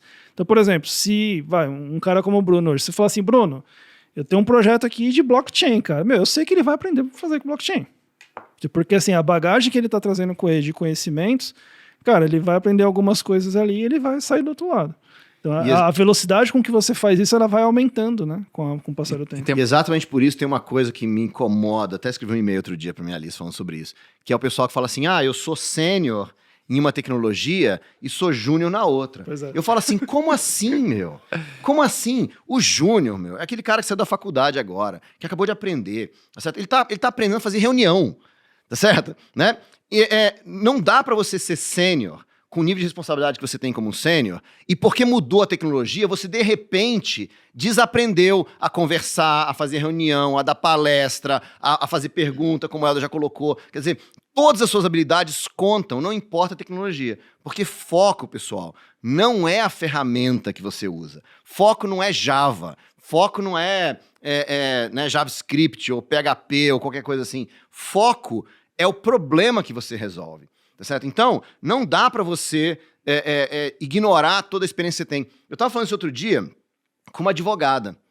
A advogada falou para mim assim, não, eu sou advogada, né, tenho 12 anos como advogada, tá certo? E agora eu quero entrar no mercado e eu vou ser júnior como desenvolvedor de software. Eu falei assim, como assim? Como assim você tem 12 anos de experiência como advogada, tá certo? Você não vai ser júnior como desenvolvedor de software. Você vai achar um espaço, uma empresa que precisa dos seus 12 anos de advocacia e esteja fazendo software. E você vai ser, né? Pode chamar como quiser, como o Helder falou muito bem, não tem, cada empresa é diferente, mas você vai ser uma profissional super especializada desenvolvendo software de advocacia, tá certo? Então, para mim, não tem essa de você ser júnior numa coisa e sênior nas outras. Acho que esse ponto que você trouxe antes até da advogada, eu e o Breno, a gente tem uma história engraçada. Nós dois temos uma história engraçada aqui, porque quando nossas empresas, né, se juntaram, Grão, um grupo primo, né, somos hoje um grupo só. Do lado do grupo primo, a gente tinha uma arquitetura completamente back-end JavaScript. Do lado da Grão, uma arquitetura mais orientada a Java e tudo mais. E a gente via... Então ele é mais meu amigo. A gente via os times, cara, numa discussão, cara. Pô, mas JavaScript, Java. E eu e o Breno, a gente tava assim, cara, sabe, a gente já passou dessa fase, né, cara? Exato. Então, que problema que a gente vai resolver? Então, esse ponto de achar que... Assim, uma dica muito importante que eu sempre dou para todo mundo é, cara, não seja advogado de uma linguagem ou de um framework. Evite, cara, discussões bestas, né? Achando que tem uma bala de prata que vai resolver todos os problemas, né? A gente vê com a evolução do mercado de desenvolvimento de software, cara, a própria reinvenção do Java, né? Vocês sabem como o Java foi se reinventando nesse tempo. Cara, o próprio surgimento do JavaScript cutucando todo mundo, tentando acelerar as coisas e as outras linguagens também se reinventando, né? Então, um pouco da senioridade está atrelada a isso também. Entender que não é um problema. Eu vejo duas situações. Mas tem um pouco essa história do desenvolvedor júnior, né? O cara que começa a aprender, ele defende muito aquilo que ele sabe, porque é o que ele sabe. Exato. Então, a gente também tem que entender isso, né? E aí, ó, não desliguem, não derrubem agora, mas ó, a verdade vai ser, com o tempo, você vai ter que aprender mais de uma linguagem de programação. E nada vai mudar para você. Porque cada linguagem, cada tecnologia vai resolver um determinado problema. É o que eu falei com o Gianotto. Cara, aqui a gente vai ter esse problema que essa tecnologia vai resolver bem. Aqui é outro problema que a gente tá lá atrás conversando que outra tecnologia vai resolver bem. E ok, gente, faz parte, a gente continua aprendendo. E você se fecha para o mercado também, porque, por exemplo, se você é um desenvolvedor front-end, você utiliza a libReact, e você agora quer mudar para uma nova empresa que te chamou e que é uma empresa super legal, só que ela utiliza Vue.js, por exemplo, que é um framework. Você não vai porque simplesmente não é React, sabe? Eu faço back-end em Python e agora uma empresa me chamou para trabalhar lá e eles utilizam Elixir. Que ainda por cima é um outro paradigma, que é uma dica que eu gosto muito de deixar para as pessoas, de pelo menos algum dia tocar numa tecnologia, numa linguagem que te permita programar em funcional. Eu particularmente acho muito interessante porque é uma nova forma de pensar, né? Assim, só experimentar um pouquinho, né? Novo paradigma é algo que vai te fazer solucionar problema de uma forma diferente, né? Em geral, eu particularmente aprendi a programar com Delphi, depois fui pro Java, enfim. Então, quando eu toquei no Lisp, assim, pela primeira vez, eu falei, caraca, pera que eu acho que eu não sei programar. Não sei programar dessa forma, né? Então, assim, tudo aquilo que te faz sair da sua zona de conforto te faz crescer também, né? Então, voltando para esse ponto das tecnologias, se você se fecha numa única tecnologia, você fecha as suas oportunidades.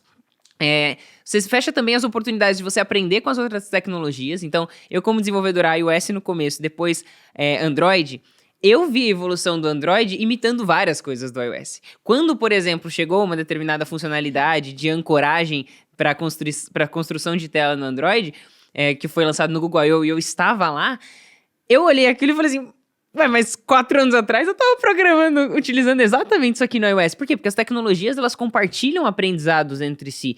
Então, se você é uma pessoa que conhece mais de uma tecnologia, você também é uma pessoa que vai conseguir pegar algo que tem naquela outra e utilizar nesse outro contexto. Por quê? Porque no fim das contas a gente precisa ter um leque de ferramentas, porque o nosso foco é solucionar problema, não é ser hater de tecnologia. E um último ponto relacionado à tecnologia é que pode acontecer com você o que aconteceu com os desenvolvedores Android, né? Eu comecei como Java no Android, do nada veio o Google e falou o quê? Agora é Kotlin, queridão. Se vira. Que é uma outra tecnologia, é diferente, tem, né, suas similaridades ali com Java, mas é uma outra tecnologia. Com iOS foi a mesma coisa. Eu programei em Objective-C, nunca programei em Swift. Mas o que o iOS fez? O que a Apple fez? Agora é Swift, queridão. Você vai ter que aprender, é uma linguagem completamente diferente, Swift, de Objective-C. E o que você vai fazer? Você vai sentar e chorar? Não, porque eu quero continuar com Java no Android. Tá bom, mas assim, talvez você não consiga evoluir na sua carreira a partir daqui. E você citou várias, né? Das histórias aqui, tem várias tecnologias que foram citadas aqui que já nem são tão usadas mais, né? Ou já nem existem mais, né? Então, assim, e cada vez que você, né, quando você mudou de VB para .NET, para Java, né, e tudo mais, né? Ou que você fez Delphi, o seu aprendizado nessas tecnologias anteriores também te ajudaram a você estar aqui hoje, né, trabalhando no que você está hoje, né? Então, eu acho que tudo que a gente faz, acho que essa é a principal, né, a gente está falando muito de habilidades aqui, mas a principal coisa em relação à habilidade é tudo que você faz conta. Não é tudo que você aprende, mas tudo que você faz conta. Então, quanto mais você fizer, mais vai contar. Show de bola. Aprendi bastante, viu? Nossa, Tô aprendendo muito aqui com esses caras. Eu espero Porque que eu tô as- começando, né? tá começando, Tô né? começando. Eu falei que essa mesa aqui, ela tem muita experiência, né, Júnior? Tem, não sei. É, tem bastante experiência. Mas eu realmente espero que quem está nos ouvindo, seja através de alguma plataforma de áudio, ou quem está nos assistindo, que esteja anotando. Com certeza. Porque se a gente acabou de falar que o que importa é o que faz, não adianta vocês terminarem esse episódio e simplesmente fechar a telinha do computador e ir fazer qualquer outra coisa. Mas sim pegar tudo isso aqui e colocar em prática na vida de vocês. Eu espero muito que os alunos da Start apliquem esse conhecimento aqui, porque foi Excelente. rico. Inclusive, essa é uma dica que eu costumo dar em relação a eventos de desenvolvedor, né? Porque o pessoal vai no evento e aí tem... Normalmente, um evento normal começa a palestra às 8 da manhã e vai até 8 da noite, né? Então, o cara vai em 15 palestras. Aí você fala assim, na semana seguinte, cara, me fala uma palestra que você foi. Conta o que você aprendeu na palestra. O cara já não lembra mais. Então, assim, é melhor talvez ele ir em menos e pegar uma palestra e falar assim, cara, isso aqui eu vou usar no meu projeto segunda-feira. E tirar alguma coisa mesmo. Então, assim, de tudo isso que a gente falou agora, se você catou uma sacada, fala assim, isso aqui eu posso começar hoje a fazer, faz, porque aí vai valer esse tempo que a gente passou aqui batendo papo, né? Excelente. Tem mais algum ponto que vocês falam, putz, eu não posso sair daqui sem comentar? Posso falar um site? Claro. Claro, pô. Tá certo. Eu acho que tem uma coisa que é fundamental, que a gente ainda tem um problema no Brasil, mas está cada vez menor, que é o inglês. Tá certo? Eu acho que eu sempre digo que, para mim, quando eu falo sobre carreira com as pessoas, eu faço a seguinte pergunta. Você tem inglês? Primeira pergunta. Né? Se o seu inglês for ruim, isso é um problema. Por quê? Porque desenvolvimento de software acontece em inglês. As linguagens de programação são em inglês. Né? Quando você escreve um método, por exemplo, e você coloca ponto, ele já aparece uma lista de métodos, de coisas que podem acontecer ali, né, naquele objeto. E se você não sabe inglês e você tem que ficar lembrando, né, você se atrasa demais. Então, inglês é a linguagem do desenvolvimento de software. Tá certo? Você pode não gostar, mas é uma realidade. Né? Então, essa é a primeira coisa que eu faço do inglês. A segunda coisa que eu faço é o seguinte, você está começando, quantos anos de carreira você tem? Se você tem menos de 5 anos de carreira, 3, 5 anos de carreira, você é um júnior. Você está começando. Você está construindo o seu cérebro. A coisa mais importante de você fazer é fazer. É fazer projeto, fazer código, fazer. Faz projeto para você, para o seu pai, para sua mãe, para o seu irmão, tá certo? Para a padaria da esquina. Né? Open source. Open source. Eu sempre falo da padaria da esquina porque foi quando eu comecei. Eu comecei fazendo software para padaria. Né? Tá certo? Então, eu acho que que fazer é a coisa mais importante. Tá certo? Então, e se você já tem mais de 5 anos de carreira e você está perdido, aí, em geral, você tem que fazer uma conversa com a pessoa para descobrir o que é, né? Porque aí pode ser muitas coisas, né? Mas a história do inglês, um problema que eu vejo muito forte é que, assim, no Brasil, o brasileiro é muito crítico ao inglês. Então, quando você ouve um outro brasileiro falando inglês, nossa, o inglês é horrível, tá certo? Mas quando a gente vai lá fora, olha, tem um grande amigo meu que acabou de ser nominado como Java Champion, né? Foi essa semana, tá certo? Né? O Baslur. E ele estava ontem na minha mentoria, né? Falando com a gente lá e tudo mais, como é que foi o processo dele e tudo. E o inglês do Baslur é muito pior do que muito inglês de brasileiro que acha que não fala inglês. Tá certo? E o Baslur tá lá, mora no Canadá, ele é de Bangladesh, né? Mora no Canadá, tá super feliz da palestra e tudo mais. Escreveu né? um monte de livro. um monte de livro em inglês, né? Então, assim, e o inglês dele é pior do que de muitos brasileiros. Então, por isso, eu tenho uma preocupação muito grande com o inglês. Então, eu criei um site chamado Inglesômetro, tá certo? Cujo objetivo é medir o seu inglês. Inglesômetro.com.br. Por quê? Porque quase todo teste de medir inglês é feito por quem quer vender curso de inglês. Sempre tá horrível. O objetivo é mostrar que seu inglês é horrível. Mas o meu objetivo é o inverso. É mostrar para você qual é o inglês real que o mercado exige. Tá certo? Então, se acessar aí inglesômetro.com.br, você vai fazer um teste, dura 2 minutinhos esse teste, e vai te mostrar qual é o seu nível de inglês real e vai te dar várias dicas para você melhorar seu inglês. Eu não vendo curso de inglês, tá certo? Eu não tô fazendo nada aqui para te vender alguma coisa, mas é para ajudar o brasileiro a perceber, né, que inglês é importante e qual é o seu nível real de inglês e o que você precisa fazer para melhorar. Excelente, quero comentar sobre isso, porque assim, Maravilhoso, maravilhoso, tudo que você falou. Há 2 semanas atrás eu fui pro Vale do Silício junto com o Thiago Nigro aqui, a gente foi visitar algumas empresas, só que foi a terceira vez que eu fui pro Vale do Silício. 2 vezes, 2018 e 2019, eu fui pelo Google para participar do Google I.O. E em 2018, quando eu fui, eu sempre estudei por conta, nunca fiz curso de fato, e eu achava que tava ok. Aí eu cheguei lá e eu simplesmente não consegui dialogar com ninguém, não consegui entender palestra nenhuma e só tinha brasileiro do meu lado, então a gente só falava em português.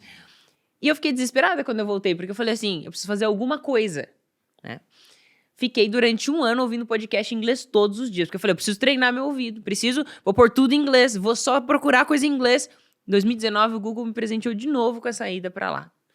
E eu já consegui dialogar com as pessoas, né? Eu falei assim, ninguém fala em português comigo nesse lugar. É isso por aí, favor. isso é muito importante. Eu preciso treinar meu inglês, é a minha oportunidade. Tipo, não é sempre que a gente tá na Califórnia, né? Aqui no Vale do Silício e tal. Beleza. De lá pra cá, eu fui treinando, eu recusei palestra, me chamaram pra palestrar sobre Android na Ucrânia, e fui? Não, por quê? Porque meu inglês é péssimo e tal. Nesse meio tempo pra cá, eu tive a oportunidade de palestrar em inglês, aceitei, mesmo achando que meu inglês não era bom. E por que eu tô dizendo tudo isso? Porque muitas pessoas me perguntam, tem que ser fluente pra ser programador? E a minha resposta sempre é, seja o melhor conforme as suas possibilidades. Se você não tem condição de fazer um curso de inglês, o que eu nunca tive antes, né, de começar a trabalhar e tudo mais, de fazer um curso, de pagar por um curso, sendo que hoje em dia até tem muito curso gratuito na internet e tudo mais, é muito você estar imerso no inglês. Né? Você consumir conteúdo, você ler em voz alta, você praticar com algum amigo ou amiga, fala, pô, vamos falar inglês a partir de agora? Hoje, só hoje, assim. Muda o idioma do celular. Muda o né? idioma do celular, começa a escrever em inglês para as pessoas, porque a única forma de você melhorar é você fazendo. Exatamente. É você estando imerso, né? Então, eu gosto muito de falar sobre isso, porque as pessoas têm medo do inglês, né? Acha que tem que ser fluente, acha que tem que, enfim, ser 100%.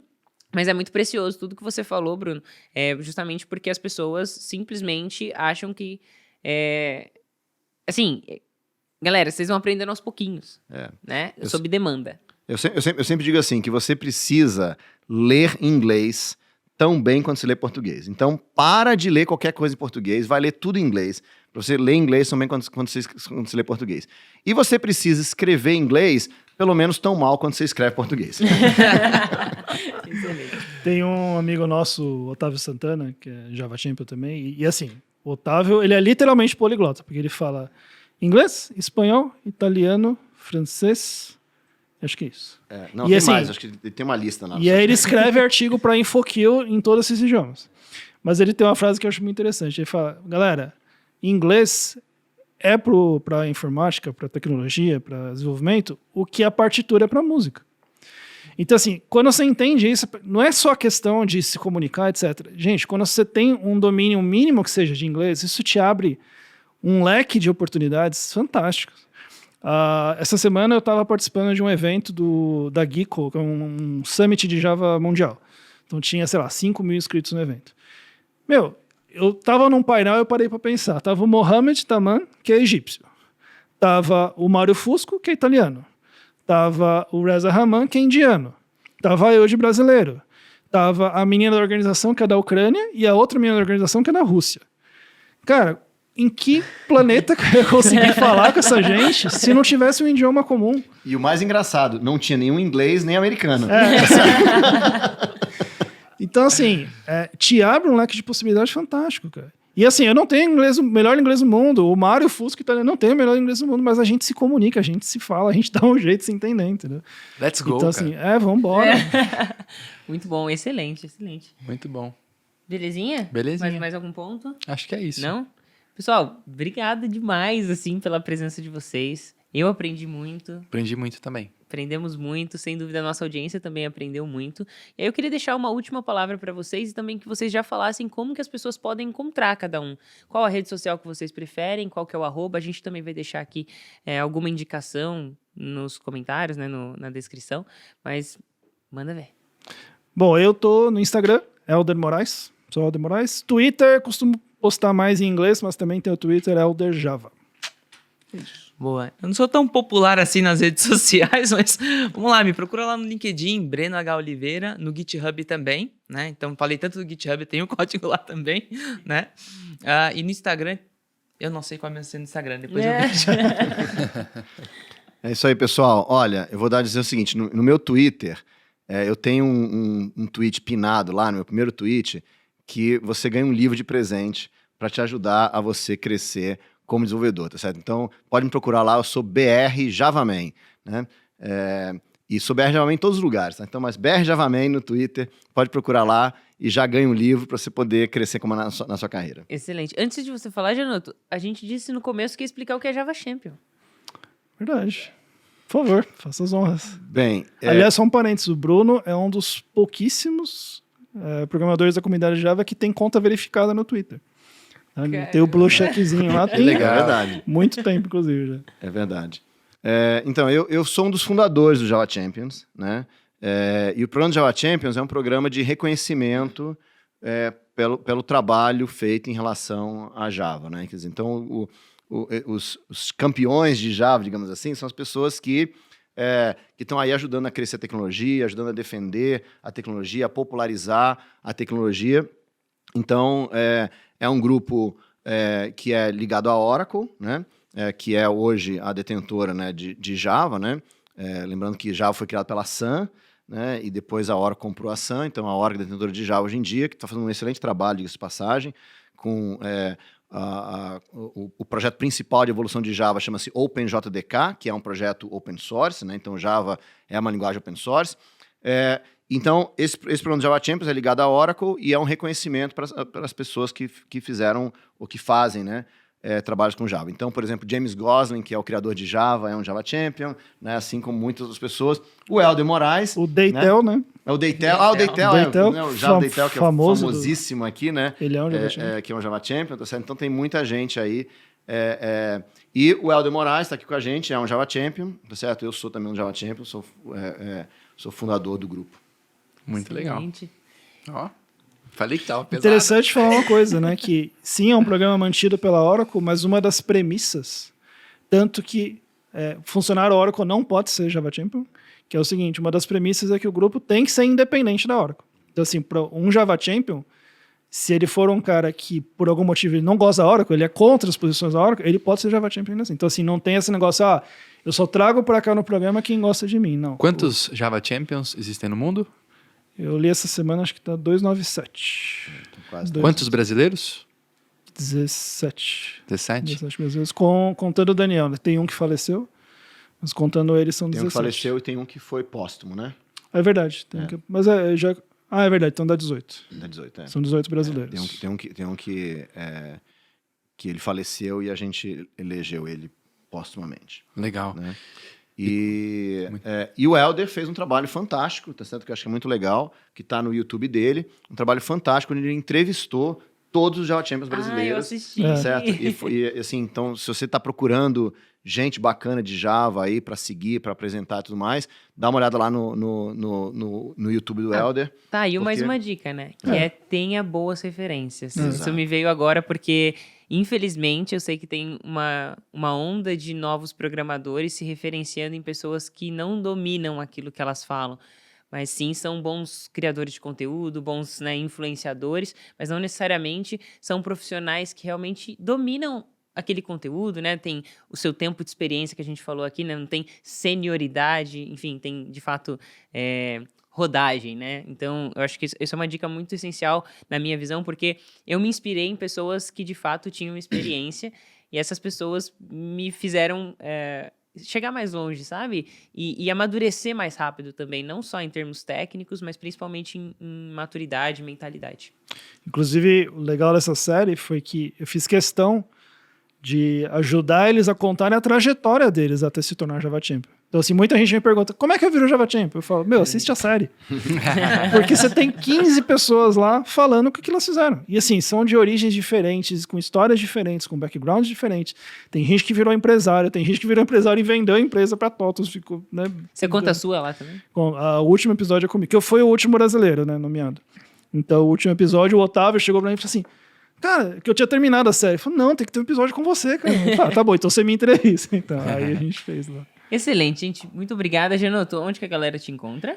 Rodrigo Gianotto com 2 T's em todas as redes. É mais fácil que o meu. É mais É um fácil. pouquinho mais fácil. Gente, muito obrigada. Meu nome é Thaísa Candela, com H2S acento no I, 2L do Candela.